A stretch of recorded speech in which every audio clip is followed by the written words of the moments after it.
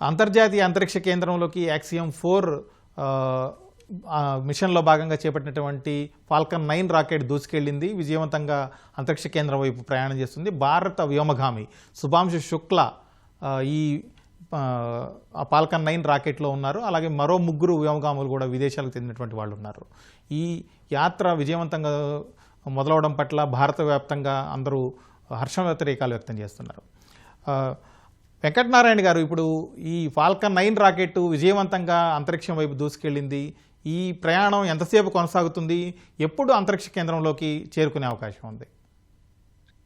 ఇది ఇప్పటి నుంచి సరిగ్గా 28:30 గంటలకి ISS తోటి ఇది అనుసంధానం అవుతుందండి. మామూలుగా it is between 24 hours to 30 hours time పడుతుంది. సో ఈ మిషన్కి 28.5 hours మనకు అనుసంధానం టైం చెప్పింది. రేపు మనకు ఇప్పటి నుంచి కౌంట్ డౌన్ స్టార్ట్ అవుతుంది ఫర్ 28 hours కి, 28.5 hours కి. ఈ మధ్య కాలంలో ఇప్పుడు it is injected now, it is now in the microgravity and it is proceeding మన ISS స్పేస్ స్టేషన్ వైపు వెళ్తూ ఉంది. ఈ మధ్య కాలంలో there are so many activities. So ఇప్పుడు మన ఆన్ బోర్డులో ఉన్నటువంటి డ్రాగన్ స్పేస్ క్యాప్సూల్లో ఉన్నటువంటి ఎవరైతే ఇప్పుడు 4 ఆస్ట్రోనాట్స్ కూర్చున్నారో దాంట్లో ఉన్నటువంటి thrusters, so continuous requirement different పీరియాడిక్గా ఇంటర్వెల్ టైమ్స్లో బర్న్ చేసుకుంటూ మన స్పేస్ స్టేషన్కి అందుబాటులోకి దగ్గరికి ఆ ట్రాక్లోకి ఆ లైన్లోకి వెళ్తూ ఇట్ విల్ మన ఆ టార్గెట్ అనమాట. Space station target this is now becomes a chaser. So ఈ చేసర్ ఏంటంటే దాన్ని చేస్ చేస్తూ ఉంటుంది ఇది. And at the when it goes to after about 10 to 12 hours తర్వాత 7.5 kilometers డిస్టెన్స్ వైపు దగ్గరికి చేరుకుంటుంది మన స్పేస్ స్టేషన్కి. దాని తర్వాత స్లోగా then it will have the connection, communication will be activated between the space station and Dragon. Then final గా అండ్ స్లోగా 200 meters తీసుకెళ్తారు. సో 200 meters నుంచి next everything is autonomous. That is from the ground control నుంచి వెళ్తుంది. So రేపు సాయంకాలం మనం Indian time ప్రకారం 4:30కి మనం ISS తోటి అనుసంధానం మనం ఎక్స్పెక్ట్ చేయొచ్చు. Okay sir. మూర్తి గారు, ఇప్పుడు ఈ ప్రయోగంలో ఎన్ని దశలు ఉంటాయి? ఎన్ని దశల తర్వాత అక్కడికి చేరుకుంటుంది? అలాగే అంతరిక్ష కేంద్రానికి భూమికి మధ్య ఎన్ని కిలోమీటర్ల దూరం ఉంటుంది? ఎంత వేగంతో ఈ రాకెట్ ప్రయాణం చేస్తుంది? ముందుగా భారతదేశం మొత్తం భారతీయులకి, స్పేస్ ఎక్స్ వాళ్ళకి, యాక్సియం స్పేస్ వాళ్ళకి, నాసా వాళ్ళకి కూడా శుభాభినందన. ఇప్పుడు ఈ శుభాంశు శుక్లా ద్వారా ఇది మనకి శుభారంభం గగన్యాన్ ప్రాజెక్ట్కి. మీరు అడిగిన దానికి అంతరిక్ష కేంద్రం ISS దాదాపు 400 kilometers దూరంలో ఉంటుంది. ఇది ఇలాగ అంచెలంచెలుగా ఎలిప్టికల్ ఆర్బిట్లో వెళ్ళడం వల్ల ఒక 28.5 గంటలు ప్రయాణం జరుగుతుంది. ఈలోగా వాళ్ళు ప్రతి స్టేజ్ బై స్టేజ్ ఉన్న పారామీటర్స్, ఉండవలసిన పారామీటర్స్, ఆ వెరిఫికేషన్, ఆ చెక్ లిస్ట్ అంతా చూసుకుంటూ అంతా సవ్యంగా ఉంది అన్నప్పుడు లాస్ట్ 2-3 kilometers దగ్గర నుంచి మన భారతీయులకి బాగా అర్థం అవ్వాలంటే ఈ మధ్యన ఇస్రో చేపట్టిన స్పేడెక్స్ మిషన్ లాంటిదే. ఈ చేజర్ ఇటు వస్తుంది, ఇది ISS ఉంది. ఈ చేజర్ వస్తున్నప్పుడు ఆ రెండింటికి అనుసంధానానికి పూర్తి వాతావరణ పరిస్థితులు, ఇతర సాంకేతిక పరిస్థితులు అన్నీ అనుకూలంగా ఉన్నాయా లేదా అని టెస్ట్ చేసుకుని అంతా ఓకే అన్న తర్వాత దీన్ని దానికి డాకింగ్ చేస్తారు. అది డాకింగ్ చేసిన తర్వాత మీకు ప్రేక్షకులందరికీ కూడా తెలిసే ఉంటుంది. ఫస్ట్ వాళ్ళు డాకింగ్ చేసిన తర్వాత ఈ యాక్సియం-4 వెళ్ళిన మాడ్యూల్లోంచి ఒక మధ్య తరగతి గదిలోకి వస్తారు. ఆ తర్వాత అందులోంచి మళ్ళీ ఇంకో డోర్ తీసిన తర్వాత స్పేస్ స్టేషన్లోకి వెళ్తారు. సో దట్ ఈ ప్రాసెస్లో స్పేస్ స్టేషన్కి ఏమీ ఇబ్బంది లేకుండా ఉండడానికి డబుల్ డోర్ ఆపరేషన్ ఉంటుంది. సో ఈ అంచెలుగా జరిగేప్పటికి ఇందాక విన్నదాని ప్రకారం ఐ థింక్ రేపు సాయంత్రం 4:30-5 గంటల ప్రాంతానికి వీళ్ళు అక్కడికి దిగ్విజయంగా చేరతారు. ఇప్పుడు ముఖ్యమైన ప్రమాదం రాదగిన ఘట్టాలన్నీ దాటిపోయాయి, ఆ గడియలన్నీ దాటిపోయాయి కనుక ఇంకా ఏమీ ఇబ్బంది ఉండదు. దిగ్విజయంగా ISS తోటి అనుసంధానం రేపు సాయంత్రం అవుతారని ఆశిస్తున్నాం. శేషగిరిరావు గారు, అసలు డాకింగ్ అంటే ఏంటి, ఎందుకోసం చేస్తారు ఈ డాకింగ్ ప్రక్రియ? సామాన్య ప్రేక్షకులు కూడా అర్థమయ్యేలాగా చెప్పాలంటే ఏంటి ఆ ప్రాసెస్, ఎలా జరుగుతుంది?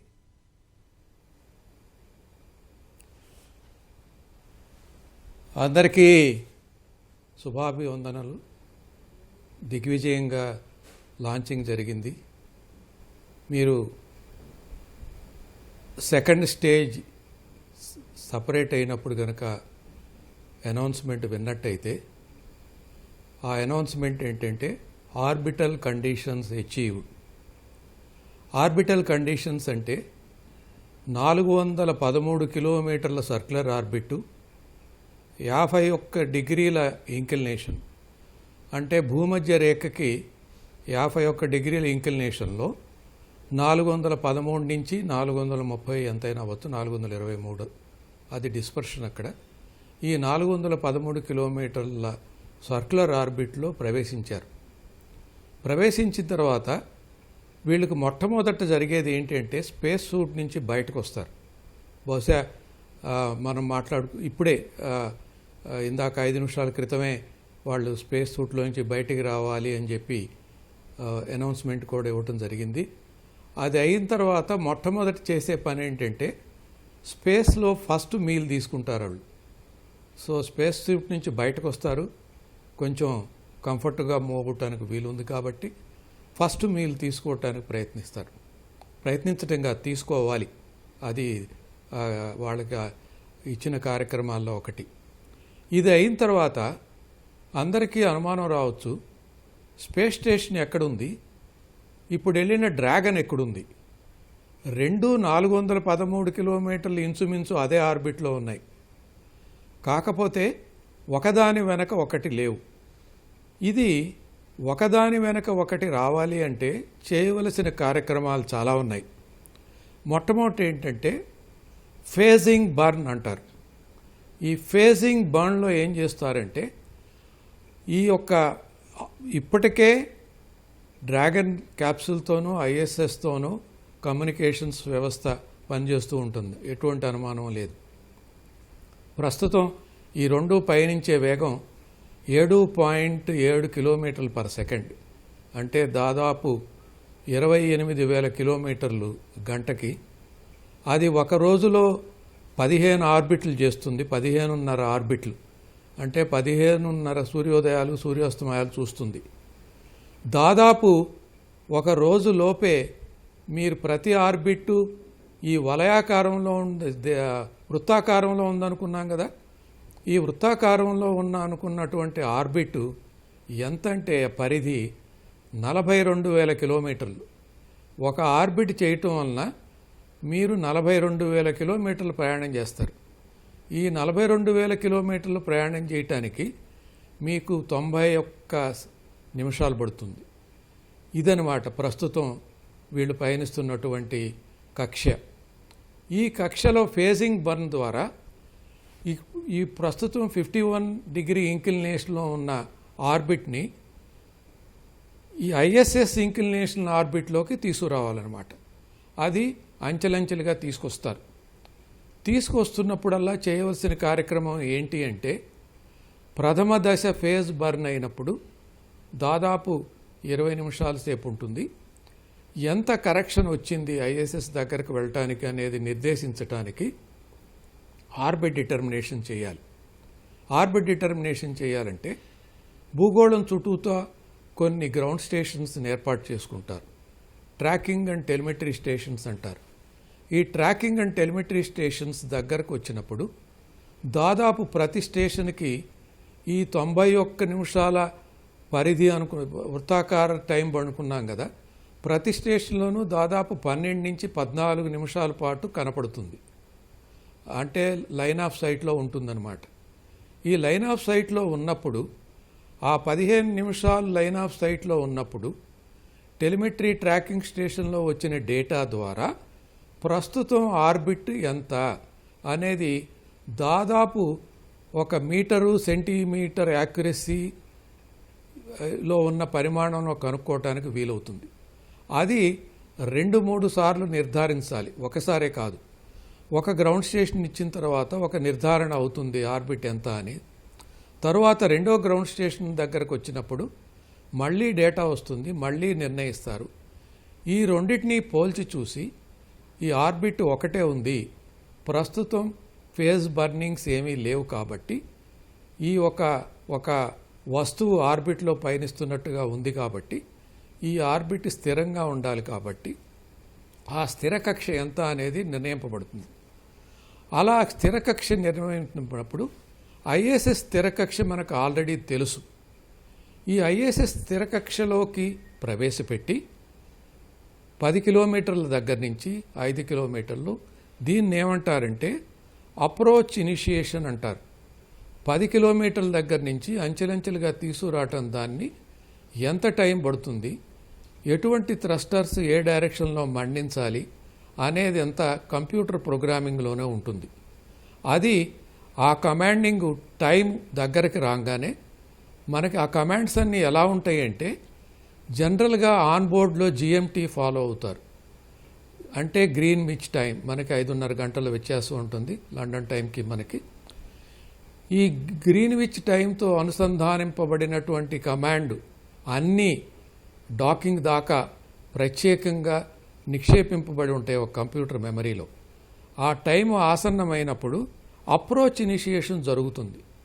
ప్రథమ అప్రోచ్ ఇనిషియేషన్ 10 కిలోమీటర్లు అనుకున్నప్పుడు 5 కిలోమీటర్లు వచ్చే వరకు ఇనిషియేషన్ అయిన తర్వాత 5 కిలోమీటర్ల తర్వాత ప్రయాణం ఎలా జరిగింది, దాని యాటిట్యూడ్ ఎలా ఉంది. ఆల్టిట్యూడ్ వేరు, యాటిట్యూడ్ వేరు. యాటిట్యూడ్ అంటే యాంగిల్స్ అంటాం, పిచ్ యా రోల్. పిచ్ అంటే పైకి కిందకి చూడటం, యా అంటే ఎడం పక్కకి కుడి పక్కకి చూడటం, రోల్ అంటే తన చుట్టూ తాను తిరగటం.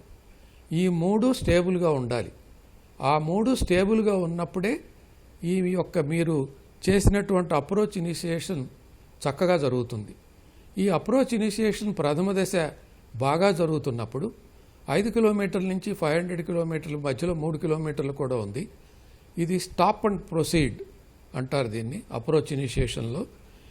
ఇది అలా తీసుకొస్తూ ఈ స్థిర కక్షని మెయింటైన్ చేస్తూ ఐఎస్ఎస్తో లైన్ ఆఫ్ సైట్కి తీసుకొచ్చి ప్రాక్సిమిటీ ఆపరేషన్ అని చేస్తారనమాట. 500 మీటర్స్ దగ్గర నుంచి మరి ఈ ఐఎస్ఎస్ దగ్గరకు వస్తున్నప్పుడు ప్రాక్సిమిటీ ఆపరేషన్. ప్రాక్సిమిటీ ఆపరేషన్ అంటే అక్కడ ఉన్నటువంటి డ్రాగన్లో మీరు చూసే ఉంటారు, ఆ డ్రాగన్లో నోస్ ఇప్పటికే తెరుచుకుని ఉంటుంది. నోస్ తెరుచుకుని ఉన్నప్పుడు ఇక డాకింగ్ అనుసంధానం అవటానికి వీలుగా ఆ యొక్క పైన ఉన్నటువంటి ఆ రిమ్ అంటాం మనం, ఆ రిమ్స్ అన్నీ రెడీగా ఉంటాయి. అలాగే ఈ డాకింగ్ చేసుకోవటానికి ఐఎస్ఎస్లో మనం బస్టాండ్లో కనుక ఆ బస్సు నిలయానికి వెళ్ళిన తర్వాత ఎక్కడ ఏ బస్సు ఆపాలో అక్కడ రాసి ఉంటుంది. అట్లాగే ఐఎస్ఎస్లో కూడా 8 డాకింగ్ పోర్ట్లు ఉన్నాయి. కొన్ని కార్గో తీసుకెళ్ళటానికి, కొన్ని వ్యోమగాములను తీసుకెళ్ళటానికి. ఈ ప్రస్తుతం తీసుకున్నటువంటి హార్మనీ అనే పోర్ట్ ఉందన్నమాట. ఈ హార్మనీ పోర్ట్ దగ్గరికి ఈ ప్రాక్సిమిటీ ఆపరేషన్ చేయాలి. అంటే హార్మనీ పోర్టుకి డాకింగ్ చేయాలి అంటే మనం ఎన్ని రకాల వంటి యాక్యురసీ స్టడీస్ చేయాలంటే ముందు ఇటువైపు నుంచి ఉన్నటువంటి అమరిక మెకానికల్ అరేంజ్మెంట్, అటువైపు ఉన్నటువంటి మెకానికల్ అరేంజ్మెంట్కి ఒకదానికొకటి మేటు అవ్వాలి అంటే ఇటువైపు నుంచి ఉన్నటువంటి మేటింగ్ డివైస్, అటువైపు చూస్తున్న మేటింగ్ డివైస్ ఒకదానికొకటి ఎదురుగా ఉండాలి. ఆ ఎదురుగా ఉన్న దాన్ని చేయాలి అంటే లేజర్ రేంజింగ్ చేస్తారనమాట. అలా చుట్టూతా దాదాపు 12 నుంచి 14 వరకు ఈ మేటింగ్ డివైసెస్ ఉంటాయి. ఆ మేటింగ్ డివైసెస్ యాక్యురసీ ఎంత ఉండాలి అంటే <1 మిల్లీమీటర్ దాకా తీసుకురావాలి. ఇదంతా ప్రాక్సిమిటీ ఆపరేషన్లో జరిగిపోతుంది. ఈ ప్రాక్సిమిటీ ఆపరేషన్ జరిగిన తర్వాత దాదాపు కెమెరా సిస్టమ్ కూడా ఆన్ అయి ఉంటుంది. ఈ కెమెరా సిస్టము, ప్రాక్సింగ్ సిస్టము రెండూ కలిపి ఆర్టిఫిషియల్ ఇంటెలిజెన్స్ డాకింగ్ మెథడాలజీ ద్వారా అతి దగ్గరగా అంటే 50 మీటర్స్ దగ్గర నుంచి 1 సెంటీమీటర్ దూరం వచ్చే వరకు గ్రాడ్యువల్ కంట్రోల్ అయ్యి రెండూ మేట్ అవుతాయి అన్నమాట. మేట్ అయిన తర్వాత సీలింగ్ యాక్టివిటీ అని ఉంటుందన్నమాట. అంటే ఏంటి అంటే ఇప్పుడు మీకు డ్రాగన్లో కృత్రిమ వాతావరణం, మనుషులు జీవించేటువంటి వాతావరణం ఏర్పరచున్నారు. ఎందుకంటే ఇందాక అనుకున్నాం మనం, స్పేస్ సూట్లోంచి బయటకు వచ్చారు ఆల్రెడీ. కాబట్టి వాళ్ళు సాధారణంగా నివసించే వాతావరణం ఉంది. ఐఎస్ఎస్కి అనుసంధానం చేసినప్పుడు మనం అనుకున్నాం బోయింగ్ 737, అది కూడా సాధారణమైన వాతావరణం, దాదాపు భూమి మీద ఉన్న వాతావరణానికి దగ్గరగా ఉంటుంది. ఈ రెండు అనుసంధానింపబడినప్పుడు బయట వాక్యూమ్ ఉంటుంది. ఈ వాక్యూమ్ లీక్ కనుక అయ్యేటైతే అనుసంధాన ప్రక్రియ కరెక్ట్గా అయినట్టు కాదు. అందువలన ఈ సీలింగ్ వ్యవస్థ బాగా ఉన్నదా లేదు అని చూడటానికి ఒక వాక్యూమ్ వ్యవస్థ మనం లీక్ కాకుండా లోపలికి ఉందా లేదా అని పరీక్షించిన తర్వాత, అది నిర్ధారణ అయిన తర్వాత మొట్టమొదటగా ఉన్నటువంటి ఎనెక్స్ అనేది ఒక రూమ్ ఉంటుంది. మనం చూసే ఉంటాం చాలా హోటల్స్లో, ఏదైనా సూట్ బుక్ చేసుకున్నట్టయితే సూట్లోకి వెళ్లే ముందు ఒక ఎనెక్స్ రూమ్ ఉంటుంది. ఆ ఎనెక్స్ రూమ్లోనే పాదరక్షలు అవన్నీ విడిచి వెళుతూ ఉంటారు. ఇది అలాంటిది కాదనుకోండి. మనం డ్రాగన్లో నుంచి ప్రథమ డోర్ తీసుకోగానే ఎనెక్స్ కనపడుతుంది. ఆ ఎనెక్స్లో కూడా మీకు సాధారణ వాతావరణమే ఉంటుంది. ఈ ఎనెక్స్లో ఉన్న వాతావరణము డ్రాగన్ వాతావరణము న్యూట్రలైజ్ అయ్యే వరకు ఉంచుతారు.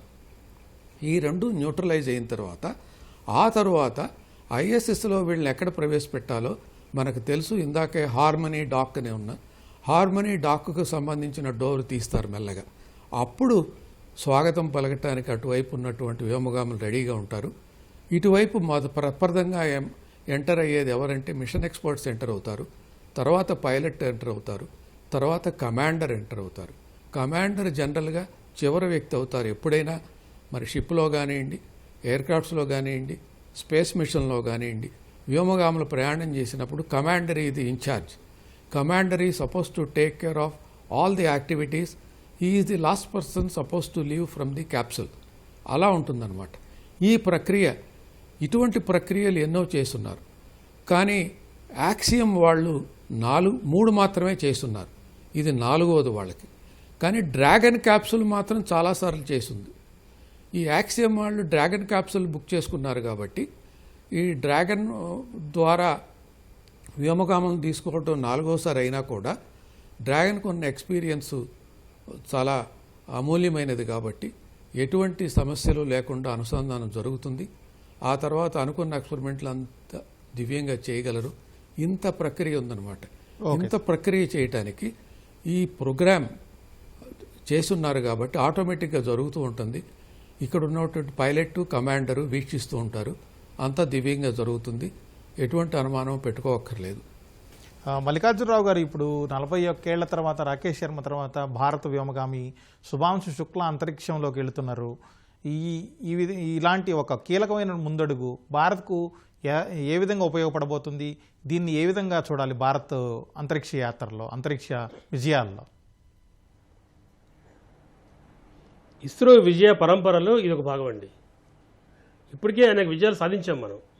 చంద్రయాన్ ప్రయోగాలు, మంగళయాన్ ప్రయోగాలు ఇవన్నీ జరిగినాయి. అయితే మానవ సహితంగా జరిగేటప్పుడు మానవ సహితంగా వచ్చేటువంటి వాటిల్లో ఇప్పుడు మనం ఒక స్టెప్ వెళ్ళిపోయాం. దీని తర్వాత మనకి వ్యోమమిత్ర రోబో వెళుతుంది. ఆ తర్వాత మళ్ళీ తిరిగి మనం మానవ సహితంగా సుభాష్ శుక్లా గారు కానీ ఎవరైనా కానీ వెళ్ళబోతున్నారు. ఆ తర్వాత చంద్రయాన్ మీదకి వెళ్తాం, మనం మానవులను పంపిస్తాం. అట్లా మనం కూడా తిరిగి మళ్ళీ భారతీయ స్పేస్ స్టేషన్ని నిర్మించబోతున్నాం, ఐఎస్ఎస్ లాగా మన ఓన్గా. కాబట్టి అక్కడికి మనం ప్రయోగాలు చేయాల్సి ఉంటుంది. కాబట్టి దానికి కావాల్సిన సమస్త సరంజామా ఎట్లాగైతే రాకెట్లో ప్రయాణం చేయాలి. డాకింగ్ పద్ధతి ప్రత్యేకంగా ఇప్పుడు వారు చెప్పినట్టుగా, శేషగిరి గారు చెప్పినట్లుగా డాకింగ్ ప్రత్యేకంగా చాలా ముఖ్యమైనది. ఆ ప్రక్రియ, లోపలికి వెళ్ళే ప్రయోగాలు, ఇవన్నీ మనం అనేక చేయబోతున్నామండి.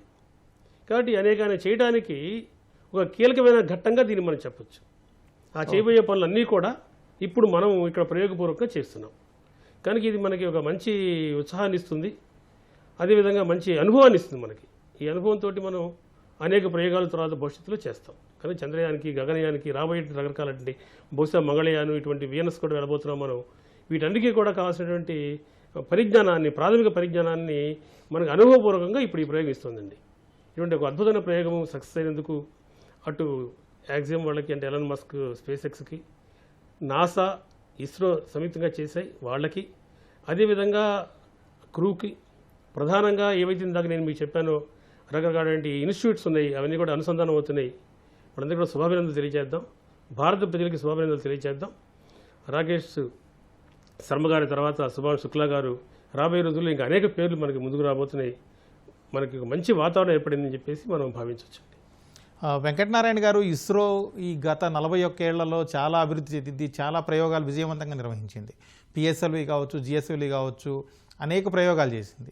ఇట్లాంటి పరిస్థితుల్లో భారత్ నుంచి నేరుగా కాకుండా అమెరికా నుంచి యాక్సియం 4 ద్వారా శుభాంశు శుక్లాని అంతరిక్ష కేంద్రంలోకి పంపడానికి కారణాలు ఏంటి?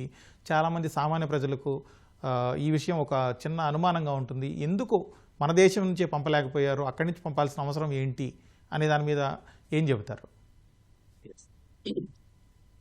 ఇది చాలా సింపుల్గా మీకు చెప్తాను. The importance of the human space flight, మానవ సహిత ప్రోగ్రామ్ యాక్చువల్గా ఒక దేశానికి ఎందుకు. ఇప్పుడు మనం ఎస్ఎల్వి రాకెట్ 80s దాని తర్వాత ఏఎస్ఎల్వి, ఇవన్నీ ఏంటంటే లో ఎర్త్ ఆర్బిట్కి 400 కిలోమీటర్స్ ఎత్తులోకి 40 kg శాటిలైట్ లేదంటే 150 kg శాటిలైట్ మాత్రమే తీసుకెళ్ళగలిగేవి. బట్ ఇవన్నీ ఏంటంటే ఆపరేషనల్ కాదు. పిఎస్ఎల్వి అనేది actual operation launch vehicle or rocket. ఇంకోటి ఏంటంటే any space agency if you are, మీరు కనుక జియో స్టేషనరీ ఆర్బిట్ అంటే కమ్యూనికేషన్స్ 36,000 కిలోమీటర్స్ హైట్లో ఏదైతే మనం వెళ్తున్నామో ఆ ఆర్బిట్లోకి వెళ్ళగలిగే స్తోమత ఉంటే you are matured. When you are in the low earth orbit for earth observation using PSLV going 2,000 kilometres, అటువంటివి with 1000 maximum of 1000 kg satellites, ఇవన్నీ ఏంటంటే just learning. Maturity is with GSLV. And if you have the, మనకు సొంతంగా స్వదేశంగా cryogenic stage ఉండటం అనేది very very important for the geostationary ఆర్బిట్కి వెళ్ళటానికి. అది స్వయం ప్రతిపత్తి, మనకు ఆత్మనిర్భర్ అని చెప్పి అన్నట్టుగా. ఇప్పుడు ఏదైనా దేశాలతో మనం కంపేర్ చేస్తున్నప్పుడు న్యూక్లియర్ పవర్ నేషన్ అని చెప్పి మాట్లాడుతూ ఉంటాం. అదే విధంగా ఇప్పుడు మనకు జియో స్టేషనరీకి క్రయో టెక్నాలజీ అంత ఇంపార్టెంటో ఒక మ్యాన్డ్ మిషన్కి మనం చేస్తే ఏంటంటే then in the space technology that space agency, that country will be treated as a super power as per అది స్పేస్ టెక్నాలజీ కాన్సెప్ట్. ఇంతకుముందు మన హ్యూమన్ రేటింగ్ విషయంలో నేను 2 పాయింట్లు చెప్పాను, డాక్టర్ శేషగిరి గారు చెప్పారు. So there are, it is a different animal when you are going for మన మ్యాన్డ్ మిషన్కి మానవ సహిత వెళ్తున్నప్పుడు ఏంటంటే ఇది గేమ్ చేంజర్. వెన్ మనం మామూలుగా పిఎస్ఎల్వి, జిఎస్ఎల్వి, LVM-3 రాకెట్ మనం లాంచ్ చేస్తున్నప్పుడు ఇట్ ఈస్ యాక్చువల్గా మిషన్ సక్సెస్ ఓరియంటెడ్. ఇక్కడ ఏమవుతుంది, it is crew safety is the Paramount important ఇక్కడ. అండ్ మామూలుగా ఏం చేస్తా ఇది ఈ safety is the important and the verify and launch, అది కాన్సెప్ట్ మన దీంట్లో ఉంటుంది. అండ్ కమింగ్ టు ది యాక్చువల్గా మనకు ఒక కంట్రీ వాళ్ళు ఇప్పుడు పర్టికులర్గా ఏ స్పేస్ ఫేరింగ్ నేషన్ మన అటువంటి ఒక space faring already advanced technology stage ఉన్నటువంటి ఒక కంట్రీని ది అవర్ పియర్స్ అంటే ఇప్పుడు నాసా కానీ ఈసా కానీ ఇటువంటి వాళ్ళు ఏంటంటే వాళ్ళ టెక్నాలజీ ఎవరు షేర్ చేసుకుంటారు. Certain things are classified. And మనం ఇప్పుడు వాళ్ళ యొక్క ఫెసిలిటీస్ కానీ, వాళ్ళకి ఎక్స్పీరియన్స్ కానీ, వాళ్ళ రాకెట్ కానీ, ఇవన్నీ మనకు ఒక ఎక్స్పోజర్ అనేది ఒకటి మనకు దొరికింది. అది ఇట్ ఈజ్ యాక్చువల్లీ చాలా చాలా గోల్డెన్ ఆపర్చునిటీ మాత్రమే కాదు, ఏ లక్కీ ఆపర్చునిటీ. మన గగనయాన్ మన సొంత వెహికల్లో మనం వెళ్ళే ముందు ఒక వేరే వాళ్ళ వెహికల్లో వెళ్ళి మనం ఎక్స్పీరియన్స్ అయ్యి అక్కడి నుంచి కొన్ని ప్లస్లు మైనస్లు తెలుసుకొని రావటం అనేది ఇది చాలా చాలా చాలా చాలా మనకు ఒక అదృష్టం, వరం అని చెప్పి అనొచ్చు. మిగతా కంట్రీ నుంచి స్పేస్ ఎక్స్ ద్వారా లేకపోతే ఇప్పుడు మన టూర్ ఆపరేటర్ యాక్సియం ద్వారా వెళ్ళే అవకాశం రావటం అనేది ఇది it is a added advantage in addition to the whatever training simulation we take it. And మనం ఇంతకుముందు చెప్పినట్టుగా స్పెషలిస్ట్ చెప్పినట్టుగా దిస్ ఈవెన్ 550 కాదు, మీరు 2,000-3,000 crores ఇచ్చినా సరే ఇటువంటి ఆపర్చునిటీ మీకు కావాలంటే దొరకదు. And today it is one important thing is since today we are par in the space technology కాబట్టి ఈ ఆపర్చునిటీ కూడా మనకు వచ్చిందని చెప్పి నేను భావిస్తున్నాను. మూర్తి గారు, ఇప్పుడు ఈ అంతరిక్ష కేంద్రానికి వెళ్ళిన తర్వాత వీళ్ళు ఏ అంశాల మీద ప్రయోగాలు చేస్తారు అనేది ఇంతకుముందు కూడా చర్చించుకున్నాం. అయితే మరొకసారి ఈ ప్రయోగం ఆల్రెడీ విజయవంతంగా వెళ్తుంది కాబట్టి ఏ అంశాలు వాళ్ళు పరిశోధన చేయబోతున్నారు, మనం ముఖ్యంగా మన శుభాంశు శుక్ల ఏ విధంగా పరిశోధన చేయబోతున్నారు, ఏ అంశాలపై అధ్యయనం చేస్తారు, అది చంద్రయానికి ఏ విధంగా ఉపయోగపడుతుంది?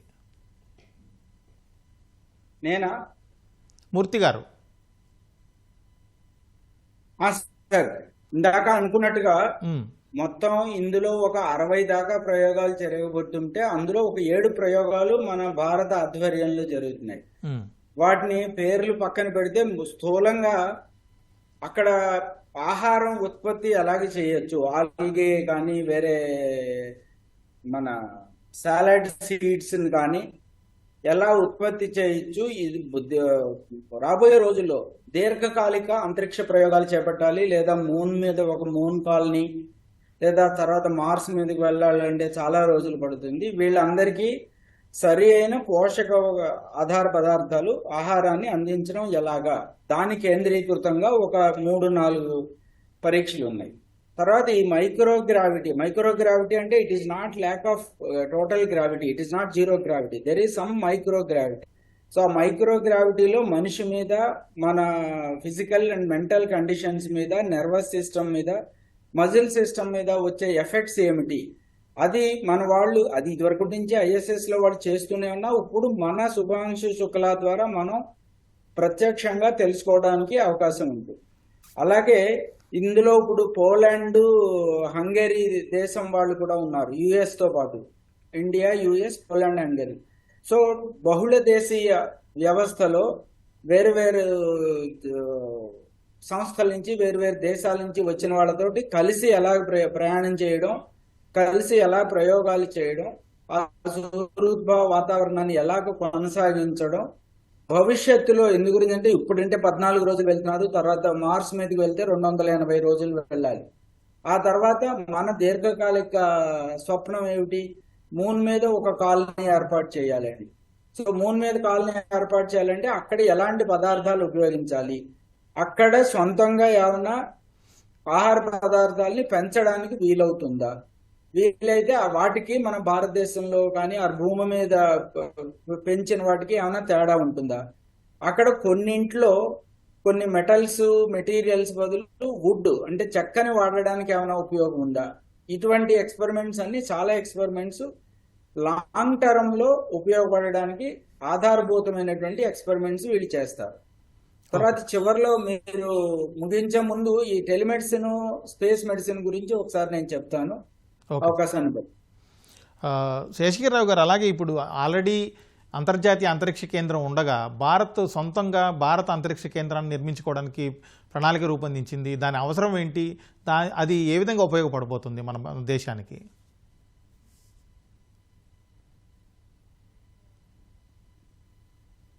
ముఖ్యంగా భూమి చుట్టూ తిరుగుతున్నటువంటి పరిశోధనాశాలలు అంటే స్పేస్ స్టేషన్స్ కనుక చూసినట్టయితే ప్రస్తుతానికి 2 ఉన్నాయి. ఒకటి ఇంటర్నేషనల్ స్పేస్ స్టేషను, రెండవది చైనా వాళ్ళది. ఈ 2 స్టేషన్లు ప్రస్తుతం పరిభ్రమిస్తున్నాయి.